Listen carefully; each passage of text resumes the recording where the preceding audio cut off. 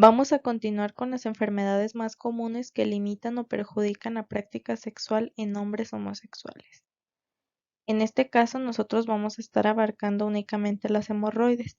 Sin embargo, cualquier enfermedad preexistente se puede agravar con la penetración, ya sea hemorroides, fisuras, fístulas, abscesos, condilomas, etc. Aunque se desconoce la frecuencia con las que las personas que practican sexo anal presenten hemorroides, el número de pacientes que acuden a consulta por este padecimiento es muy grande, refiriendo que limita enormemente su práctica sexual. Esto es debido a que es uno de los padecimientos más frecuentes del mundo, puesto que se calcula que hasta un 80% de las personas las va a presentar en un momento de su vida. Las principales causas de las hemorroides son estreñimiento, diarrea, la existencia de factores hereditarios, postura inadecuada, como permanecer muchas horas al día de pie o sentados, embarazo o estar mucho tiempo en el inodoro con esfuerzos defecatorios. Es importante puntualizar que los pacientes con hemorroides, 1. Tienen un riesgo disparatado para contraer infecciones de transmisión sexual, pues la posibilidad de contraerlas durante el acto sexual se triplica en estos pacientes. Esto es debido a que las zonas afectadas sufren de sangrado y se encuentran expuestas, lo que facilita la entrada de virus y bacterias. Otro es la baja autoestima que suelen tener estos pacientes, debido a que tienen relaciones sexuales poco satisfactorias, incluso sienten vergüenza que sus parejas sexuales los vean y tienen mucho dolor a la hora de practicar las relaciones sexuales. El síntoma más frecuente es la rectorragia y otros síntomas pueden ser prurito, manchado mucoso y puede aparecer dolor en las crisis agudas o puede estar asociado a otras patologías. Si el paciente es pasivo y tiene hemorroides, las relaciones sexuales no son lo mejor para estos pacientes, pues suponen un grado de traumatismo en la zona. Sin embargo, de acuerdo a algunos especialistas, si las hemorroides no son sintomáticas, se puede continuar con las relaciones. La presentación clínica de las hemorroides se puede presentar como trombosis hemorroidal externa, que se produce tras la salida de sangre de una vena o del plexo hemorroidal externo produciendo un coágulo en la región perineal. El paciente va a tener dolor intenso y puede requerir la evacuación del coágulo.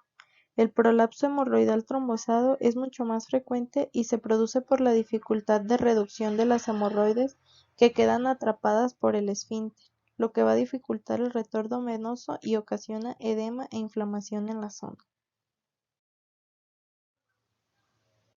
La mayoría de los pacientes homosexuales que reciben tratamiento para las hemorroides pueden tener una vida sexual plena y satisfactoria dentro de poco tiempo. El tratamiento se basa en la dieta alta en fibra, la hemorroidectomía, hemorroidopexia con engrapadora o ligadura de la arteria hemorroidal guiada por Doppler. Seguimos con las patologías que afectan más frecuentemente a las mujeres homosexuales o bisexuales. Comenzamos con la vaginosis bacteriana. Esta como tal no es una enfermedad de transmisión sexual, pero a veces la actividad sexual puede conducir a padecer la afectación. La composición química natural presente en las genitales de la pareja pueden cambiar el equilibrio propio de levaduras y bacterias en la vagina. La fricción del sexo, así como ciertos tipos de lubricantes, condones y juguetes, también puede causar irritación.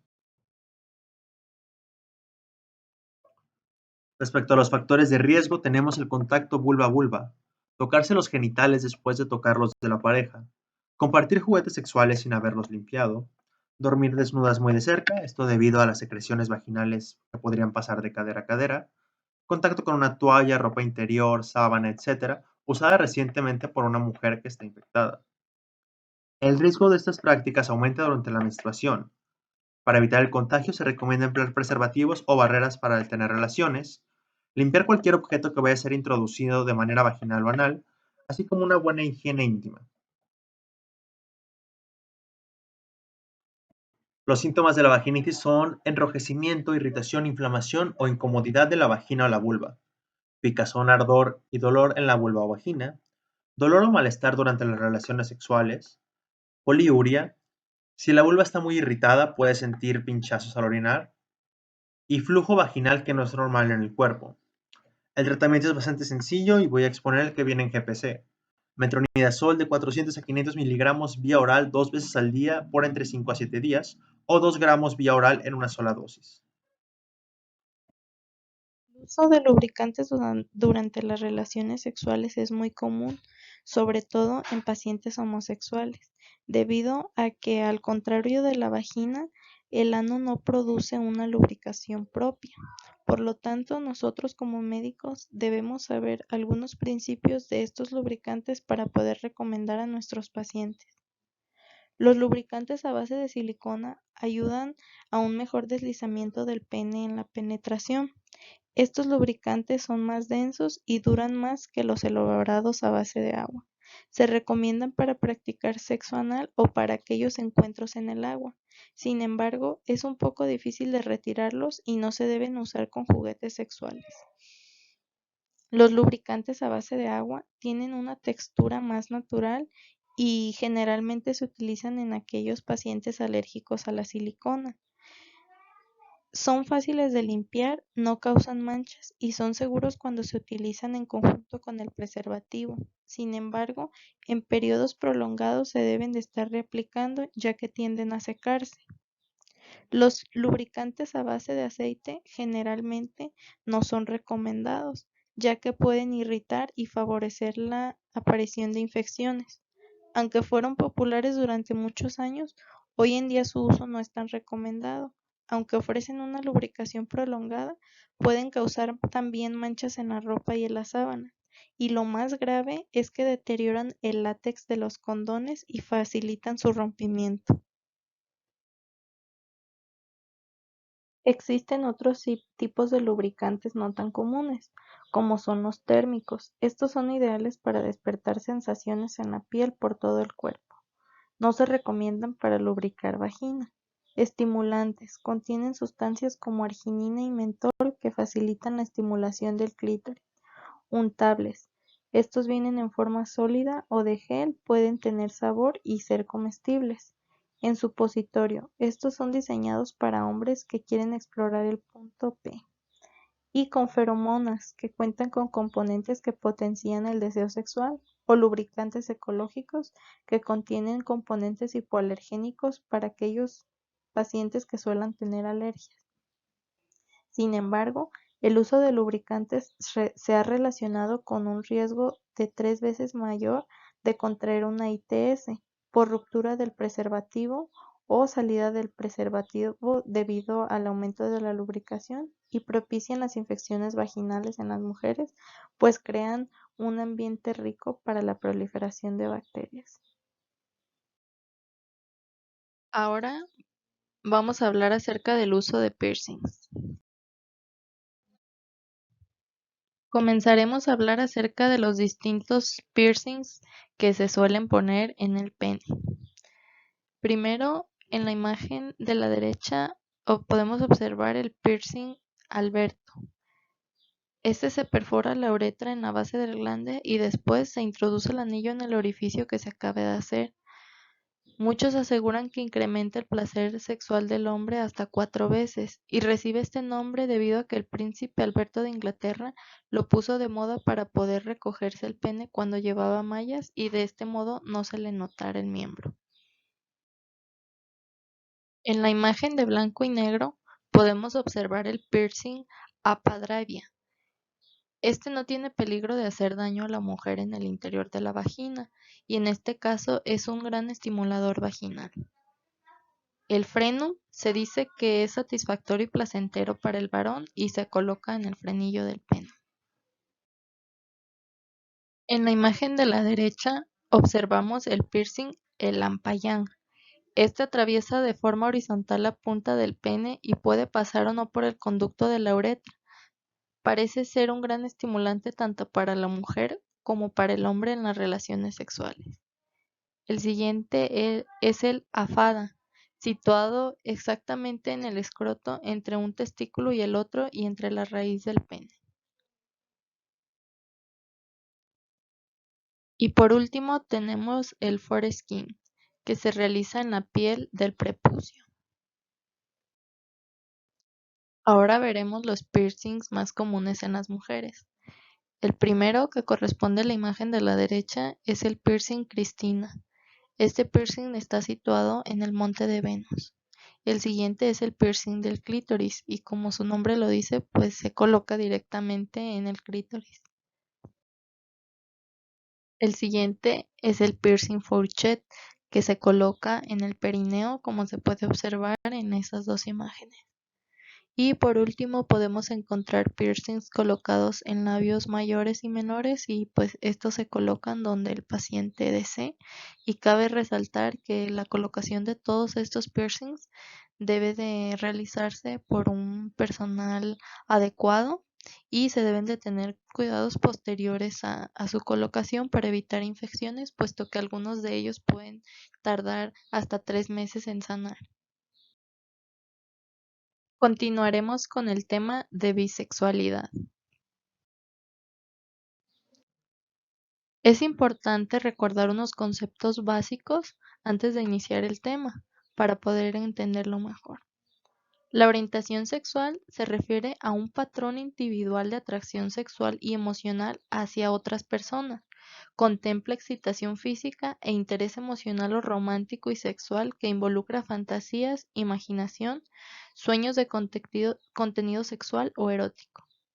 Dentro de esta clasificación entran los heterosexuales, homosexuales y bisexuales. La palabra homosexual hace referencia a la persona que se siente atraída hacia individuos del otro sexo. Las personas homosexuales se refiere a aquellas que se sienten atraídas hacia individuos de su mismo sexo, y bisexual se refiere a la persona que se siente atraída hacia ambos sexos. Es importante saber que la autoconciencia de la orientación sexual generalmente ocurre alrededor de los 9 y 10 años, aunque puede ser posterior. Los mecanismos de desarrollo de una orientación sexual particular no son claros, aunque se acepta que no es una elección. Probablemente sea multifactorial, con influencias genéticas, hormonales y ambientales. Sin embargo, aún no hay evidencia científica que estresores ambientales, abuso sexual, parentalidad anormal u otras experiencias adversas determinen la orientación sexual, aunque sí podría determinar conductas de riesgo. Es importante saber que para los adolescentes que son o creen ser gay, lesbianas o bisexuales, el ambiente es crítico, ya que pueden sentirse aislados o temerosos de ser descubiertos, lo que interferirá con las tareas de adolescencia relacionadas con autoestima, identidad e intimidad. Aunque estamos hablando de la bisexualidad, me pareció importante incluir esta tabla de los estadios de adquisición de identidad homosexual de Troiden, que este señor los desarrolló, y pues en estos son muy importantes para saber en qué fase se encuentra el, el niño o el adolescente. El primero es la sensibilización. Esto es antes de la pubertad, y el niño percibe ser diferente de los pares de su mismo sexo, pero no entiende por qué. El siguiente, o el estadio 2, es la confusión de identidad. Aquí se generan sentimientos y conductas que pueden producir incertidumbre y confusión respecto a la orientación sexual. Algunos adolescentes tratan de ignorarlas, otros las ven como temporales, algunos buscan ayuda para afrontarlas, sin embargo, la mayoría se aísla socialmente. El siguiente es la asunción de identidad. El adolescente resuelve su confusión respecto a la orientación sexual y discute su identidad sexual con otros, generalmente con amigos cercanos, antes que con sus padres. Se le conoce como salir del closet. Puede ocurrir en la adolescencia, adultez joven o más tarde. Y el compromiso. El individuo experimenta la autoaceptación, intimidad emocional, y no desea alterar su identidad sexual. En el momento de la aceptación, la identidad homosexual deja de ser la descripción de una conducta y pasa a ser un componente de autoconcepto. Es importante entender todos estos estadios, pues todo que nuestro papel como médico es intervenir dependiendo en cuál se encuentre nuestro paciente, para poderlo llevar al último estadio, que es el de compromiso, y pueda desarrollar su sexualidad plenamente y viva feliz y se acepte tal cual es. En algunos casos, el desafío para la formación de la identidad puede ser aún mayor, conduciendo a confusión, frustración y aumento de las conductas de riesgo. Tienen mayor riesgo de deserción escolar, expulsión de sus hogares e inicio de vida en la calle, mayor uso de tabaco, alcohol y drogas, así como el inicio más temprano de actividad sexual, mayor número de parejas sexuales y mayor prevalencia de ITS. La suicidalidad es 2 a 7 veces mayor en comparación de los heterosexuales. Es por eso que aquí recae la importancia de nuestra intervención como médicos para la disminución de las conductas de riesgo en estos pacientes. El rol del clínico es proporcionar las herramientas necesarias para desarrollar la identidad sexual, la toma de decisiones responsables y crear relaciones saludables con las parejas y las familias de los pacientes. Como los padres pueden ser los primeros generadores de consulta al descubrir la orientación no heterosexual de su hijo o hija, los pediatras pueden cumplir un rol importante en la contención del shock inicial y la posterior negación de la realidad del hecho. Ya sea que consulten los padres o el adolescente, los profesionales de la salud pueden acompañar y apoyar este proceso a manera de minimizar las consecuencias negativas. Para ello, el abordaje como médico, nosotros debemos normalizar el tema haciendo verle a los pacientes y a los padres que es parte de una evaluación integral. Mantener el contacto visual sin lenguaje de juicios y escucha activa hacia el paciente y sobre todo la confidencialidad. Habrá ocasiones en las que el paciente pueda negar los sentimientos o actividades, sobre todo si se encuentran presentes los padres. Por lo tanto, podemos buscar la manera de abordar al paciente solos para que tenga mayor confianza. Se deben de usar preguntas usando un género neutral. Por ejemplo, ¿has tenido alguna relación sentimental con un hombre o mujer? Al pensar en personas sexualmente atractivas para ti, ¿son hombres, mujeres, ambos, ninguno o no estás seguro aún, etcétera? Nuestro deber como personal de salud es acompañar y apoyar al paciente en el proceso de búsqueda de orientación sexual, proveer información sobre el tema, la promoción de toma de decisiones saludables y responsables, proporcionar información sobre los riesgos del uso de drogas y alcohol y conductas sexuales que pueden tener consecuencias negativas, orientar a la madre, padre o adulto responsable que les acompaña para ayudarlos en su rol de moldear y apoyar la implementación y manutención de conductas saludables en sus hijos o hijas. La doble protección con un método anticonceptivo usado por la mujer y condón por el hombre para cada relación sexual no puede dejar de enfatizarse.